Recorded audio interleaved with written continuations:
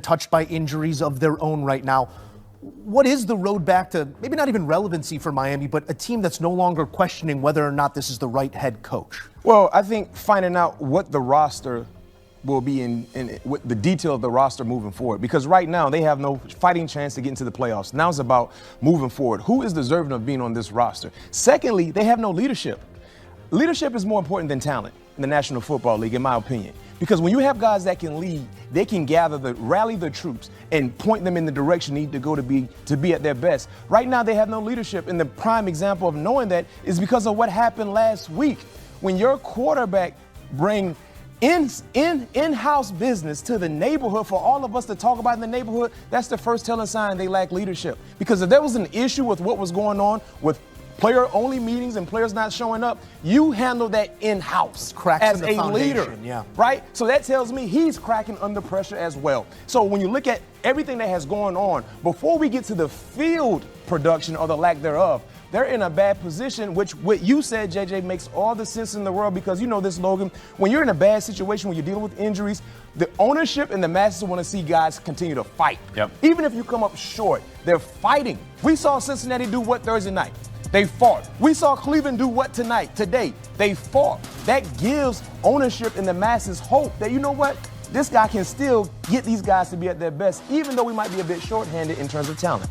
Something needs to be shaken up. Yeah. Like this week. I don't know, head coach, quarterback, GM, whoever it is, that's not it. And B-Mac, when you get blown out by a 1-5 team, and you're a 1-5 team, you get blown out in the NFL. Rookie quarterback, too. Yeah, on a rookie quarterback, right? Without a win. Without a win. Let's keep making the case against it. That plane ride home, tough. bro, that is two things. It's either dead quiet or they're going to start cracking the cards out because guys don't care anymore, right? So there is a lack of leadership there, and when Tua did air some dirty laundry, I felt like he's the only leader in the building then. Because he's got no one else with him up there. He feels like he's got to start calling out players to not come to player-only meetings. I've been a part of player-only meetings, and I've never had players not show up to that. That is as bad. I've never heard of that before. Yeah, that is as bad, and we both had some decade-long careers. That is as bad as I've heard. So to air that is bad. For no one else to say anything is bad. For people not to show up is bad. It's it's bad over there. So I don't care how that game went. When I saw that score, you get blown out in the NFL to 1-5 team. That plane ride home, you're sitting there looking, hey, calling your agent. Am I on the trade block? How much get me out of here? How long am I going to be on here? Is my coach going to be here next year? They need to shake something up immediately. I think Miami's a fire sale right now. Well, it could be, right? And certainly teams around the league are going to be looking at their pass rushers. They're going to be looking for Bradley Chubb. They're going to be looking for Jalen Phillips. One guy I don't think is going to be on the move is Jalen Waddle. He's under contract through 2028. He's their number one wide receiver now. He will be next year. Tyreek Hill's not going to return. They're going to release him because of his contract. But you touched on it very briefly. GM. Chris Greer has been with that organization for about a quarter century, and they don't have the wins. They don't have the playoff success to show for it. A big reason why they're in this position now, we can talk about leadership, we can talk about the coach and all of these things. There is also a lack of talent on this team. Take, for just one quick example, the backup to Tua Tagovailoa, one of the more injury-prone quarterbacks in the NFL. Going into this season, they decided to sign Zach Wilson. Now they benched Zach Wilson, made him the emergency third-string quarterback this week for Quinn Ewers. And so that was your plan the entire time. So fire sale, yes, I do think they're going to be selling off some parts. But what is going to be interesting here, and you guys have been a part of this before, where you have a GM who may not be the GM making the picks in the future, sending away guys hoping to get picks for the future, sort of short-term versus long-term at stake here. I can hear the Browns fans right now. Didn't we just win in a blowout? You did. Congratulations, Cleveland. We don't have to talk about Shedeur right now. We tip our caps to you, and for that we give thanks as well. But for Miami, it's a long flight. At least it's a flight back to Miami. I don't know. I haven't checked the weather. It might be one of those Sunday rainstorms. The way things are going, it certainly is. A storm brewing here under Coach McDaniel, who slides to 9-15 over these last couple of seasons. After that hot start, when he understands the league, he understands play calling, he understands what it means to be a New England Patriot. And obviously Tennessee is looking sad right now that Mike Vrabel's on the other sideline with this team, first year, looking like that. And the thing about this situation with Tennessee deciding to part ways with Mike Vrabel. While he was there on the sideline in Tennessee, he always did more with less in terms of the talent, the overall spectrum. When you look at this team he's currently coaching, they have more talent than any team that he coached his last few years there in Tennessee from top to bottom. But then let's highlight the young quarterback in Drake May.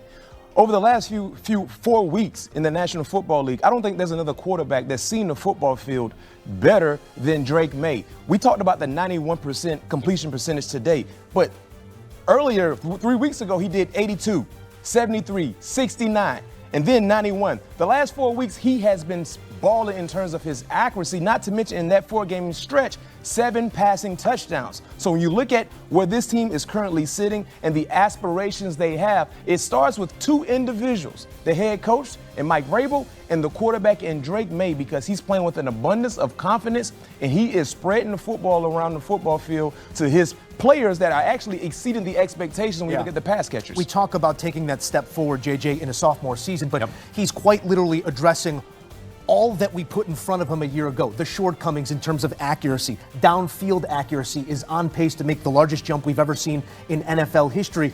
But to B-Mac's point, the personnel for Vrabel might be the best he's had in a couple years. Personnel for the quarterback here still is wanting in something. How impressed are you in the numbers he's getting to with the group around him? Yeah, no, it is. It's very impressive because, look, they could still add a running back. Antonio Gibson went down. We're still waiting to see more from Travion Henderson. And, of course, you can't really trust on a week-to-week basis Ramondre Stevenson because of his fumbling issues. We do believe there are going to be some wide receivers on the move over these next couple of weeks. Perhaps the New England Patriots can get their hands on one of them. Also, edge rusher could be a spot. I know we're talking offensively for the Patriots, but if they could get one of those guys that can really set the edge, who could really rush the passer, that would even take this team to another level there in New England. But credit Drake May, who, as an MVP voter, I was waiting last week before I could introduce him into my top 5 voting, right? Okay, let's just see the young man keep doing it.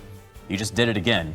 I would have no problem if the vote had to be right now. He'll be in your top 5. He would be in my top 5. Stacking bricks, one on top of another, Mac, before we move on to more games here. Safe space, right? Yes, it is. Space? This is a safe At space. what point can we start being critical about the play of Cam Ward? I know what is stacked against him and the hurdles he has to clear to just move the football down the field. But some of the giveaways we're seeing, the completion percentage, some ugly sacks taken, where can you be critical of the first I think now is the time, because when you're a rookie in the National Football League playing the quarterback position, of course, being a part of a bad team, you're going to struggle. But the unforced errors have oftentimes surfaced in Cam Ward's game too much. Once again, a fumble, right? You had pressure coming down the teeth of the offensive line, but you cannot explain just dropping the football in the midst of a throwing motion that led to a defensive touchdown for the New England Patriots. And we saw the same thing last week.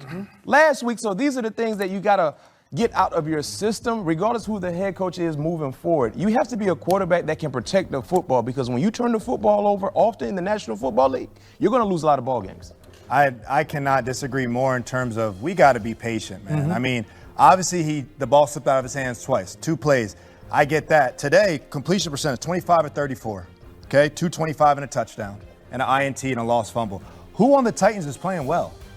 Because I'll tell you, their running back, Tony Pollard, who's making a lot of money, he had 18 yards rushing. Jeffrey Simmons is playing well. He was on the sideline today with injury.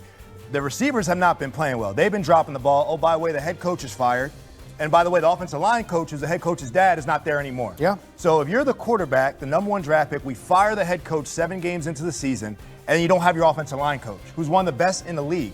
So you think about your safety. I mean, what is the future of Cam Ward when you don't even have an offensive line coach capable on the staff? And a credit to the young man and the young talent that is Cam Ward, who is going to be the first to raise his hand and say, I got to be better. But the team as a whole has to be better around him. He does lead the league in sacks taken and has the lowest completion percentage currently in the NFL. We got more to come here on HQ Postgame as we look at some numbers out of this one. The Pats, 5-2, have already surpassed the win total from the past 2 seasons. And for Vrabel, the